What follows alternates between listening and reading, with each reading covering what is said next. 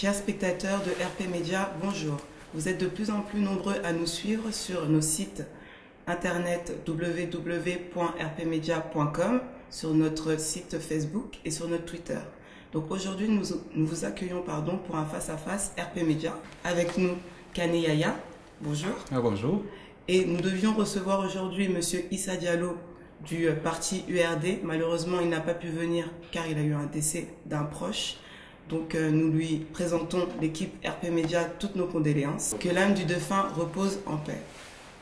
Alors Kane Yaya, je vous laisse vous présenter. D'accord, bonjour tout le monde. C'est Yaya Kane. Je suis le secrétaire politique de la coordination parti élément Île-de-France, parce que c'est important de préciser, parce qu'il y a parti élément France et il y a parti coordination Île-de-France. Donc je suis secrétaire politique du parti élément Île-de-France.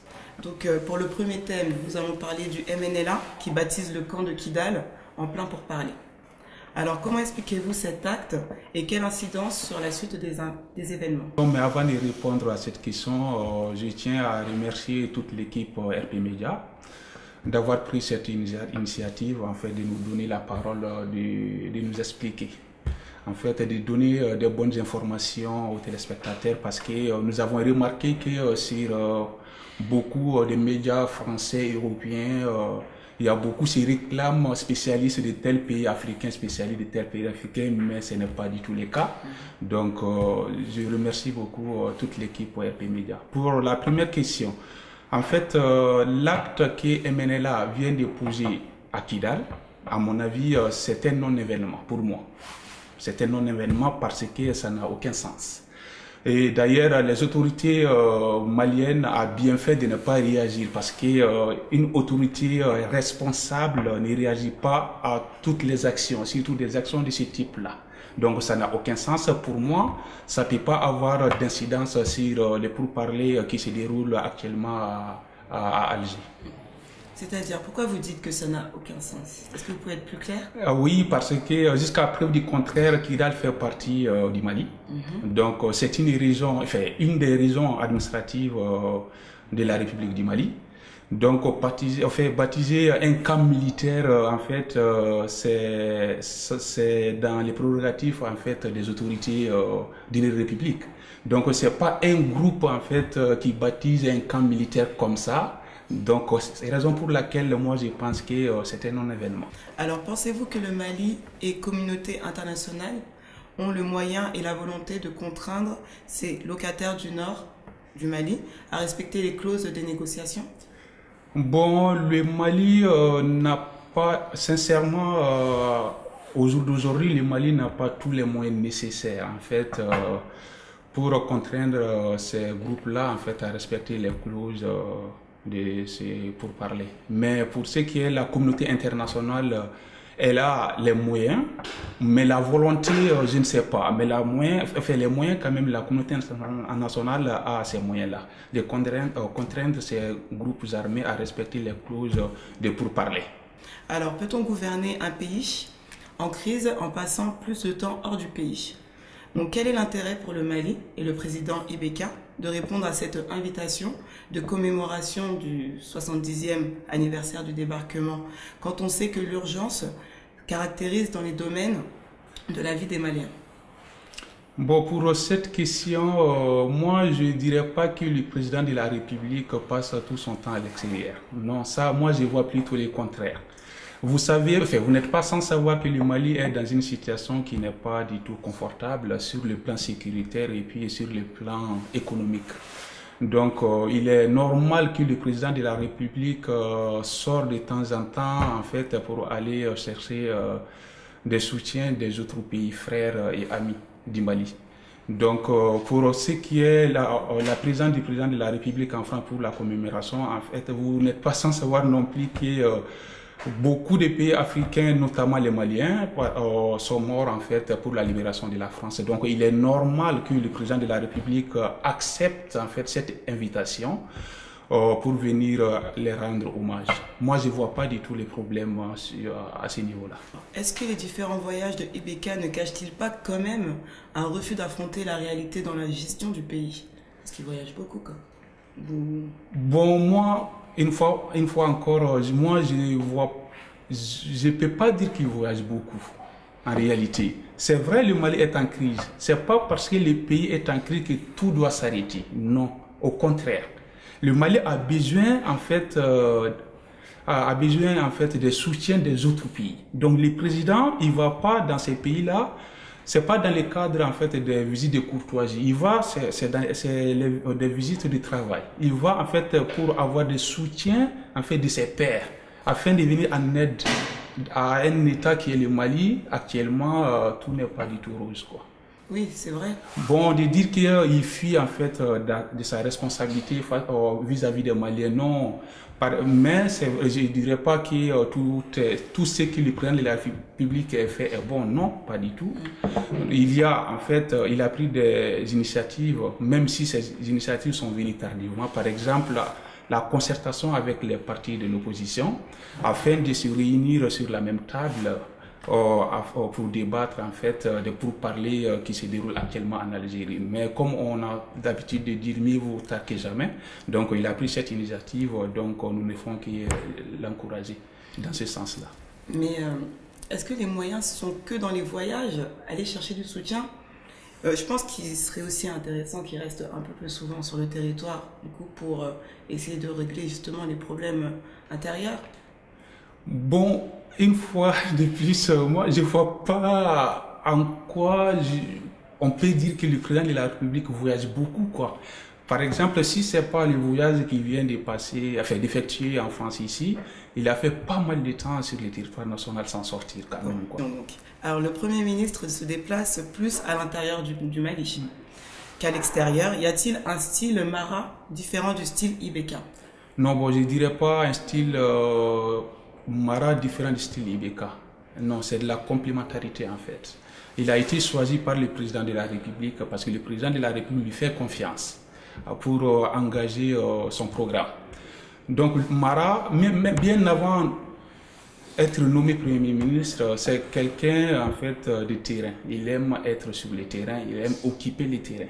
Donc, c'est dans l'action gouvernementale qu'il va à la rencontre de la population afin de s'enquérir, en fait, des difficultés auxquelles elles sont confrontées pour pouvoir apporter des solutions. Donc, je ne dirais pas qu'il y a un style Mara différent du style Ibeka. Mara, il va, en fait, c'est parce qu'il est envoyé par le président de la République. Donc, je ne peux pas dire que les deux hommes ont des styles différents. Ils sont complémentaires. Oui, ils sont complémentaires, oui. D'accord. Les excuses du ministre de la Communication, donc Mahamadou Camara, sont-elles suffisantes? Alors, le tir parti est-il rectifié? Bon, les excuses du ministre Camara, bon, avant tout, M. Camara, enfin, le ministre Camara, c'est un être humain avant tout. Parce qu'il y a beaucoup de médias, en fait, qui passent leur temps à dénigrer le président de la République. Donc, c'est un être humain avant tout. Donc, il n'a pas pu résister, en fait, à ces critiques-là. Bien vrai que c'est une personnalité de l'État. Il devrait, en fait, observer certaines réserves. Ça, oui, je suis d'accord avec vous. Bon, comme il a présenté ses excuses à la population, donc moi, je pense que la page doit être tournée. Petit récapitulatif. Donc, il a donné une interview sur les antennes de l'ORTM pour expliquer que finalement, le tweet était une blague. Bon, sur ce point-là, je ne suis pas d'accord, en fait, parce qu'en tant qu'une personnalité comme ça, quand on envoie, voilà, quand on a une responsabilité, quand on envoie un message, forcément, on est suivi en tant qu'une responsabilité. Bon, de faire une blague comme ça, on n'est pas vraiment, ça c'est mon point de vue personnel. On n'est pas sur une scène théâtrale, en fait. Donc, de dire que c'est une blague, ça, je ne suis pas d'accord avec ça. Il devrait l'assumer, en fait, parce qu'il était sous les colères, donc il a dit ce qu'il ressentait, donc il a présenté ses excuses. Je trouve qu'on doit tourner la page. Donc si c'était une blague, pourquoi il s'est excusé C'est ce que je viens de dire, en fait, c'était pas une blague. C'était pas une blague À mon avis, personnellement, ce n'était pas une blague, en fait. Il a dit ce qu'il pensait réellement, donc il doit l'assumer. Mais comme il a présenté ses excuses, à mon avis, on doit tourner cette page, mais ce n'était pas une blague. Parce qu'une personnalité comme ça ne blague pas sur ce sujet-là. Oui, mais il a froissé quand même pas mal de monde en traitant les gens d'aigris. Bon, donc tourner la page comme ça, vous n'êtes pas, je trouve que c'est un peu oui, vous n'êtes facile. Vous n'êtes pas sans savoir non plus, en fait, quand vous parcourez un peu sur les réseaux sociaux ou les médias écrits sur Internet au Mali, il y a beaucoup de diffamation, en fait, quoi. Parce que quand on lit, en fait, des choses là, ça peut faire mal, quoi. Il y a des médias, ils disent... vous m'excusez du terme, ils disent n'importe quoi des fois, en fait, sur des sujets, en fait. Donc, ils ne vont pas à la source des choses. Donc, c'est ce qui a poussé le ministre Camara à réagir ainsi. Mais, je dis, comme il a présenté ses excuses, on tourne cette page, il y a d'autres urgences que le Mali a, donc nous devrons faire face à ces urgences-là. Pour vous, honnêtement, peut-on faire de l'humour sur une question aussi fondamentale que l'utilisation d'une vingtaine de milliards de francs CFA pour les besoins de confort d'un homme? Bon, fut-il président, franchement? Bon, je ne dirais pas confort d'un homme, non. Ça n'a rien à voir. Ah bon, c'est pas le confort d'un homme? Non, c'est pas le confort d'un homme, en fait, quoi. En réalité, sur ce sujet-là, la communication gouvernementale n'a pas été à la hauteur. Donc, le gouvernement n'a pas su mieux communiquer, en fait, sur ce sujet-là, l'achat de l'avion présidentiel. Ce n'est pas pour le confort du président de la République. L'avion n'appartient pas au président de la République. C'est écrit dessus République du Mali. Le président de la République est un homme. L'homme passe, l'administration reste. Le président de la République qui va venir après IBK, ce dernier va utiliser cet avion-là. Ce n'est pas pour le confort du président de la République, mais une fois de plus, la communication gouvernementale n'a pas été à la hauteur. Donc la population n'a pas bien compris, en fait, pourquoi l'avion a été acheté. Vu qu'il y avait déjà un avion du président ATT qui est déjà en place, pensez-vous pas que l'achat d'un deuxième avion, donc je répète, pour une vingtaine de milliards, c'était pas une urgence? Pourquoi on n'a pas mis cet argent sur des choses telles que les armements, par exemple? Bon, pour ce qui concerne l'avion du président Amadou Toumani Touré, comme le premier ministre Moussa Mara a eu à expliquer lors de la présentation de sa politique générale, en fait, il a expliqué que techniquement l'avion que ATT avait n'était pas bon, en fait, n'était pas aux normes pour pouvoir voyager. Bon, moi je ne suis pas un technicien, donc je ne travaille pas à la direction de l'aviation civile du Mali, donc je ne peux pas répondre, en fait, à cette question. Mais le Premier ministre nous a expliqué que l'avion n'était pas aux normes. Donc, il ne pouvait pas prendre le risque, en fait, d'utiliser cet avion avec le président de la République. Mais il y a d'autres urgences quand même que l'avion. Oui, tout à fait, il y a d'autres urgences, ça je suis d'accord avec vous. Alors, je tiens à remercier donc tous les spectateurs RP Média qui nous suivent depuis le début sur nos comptes Facebook, Twitter et sur notre site internet. Et je remercie aussi Kane Yaya d'être venu et d'avoir répondu à toutes nos questions. À la prochaine.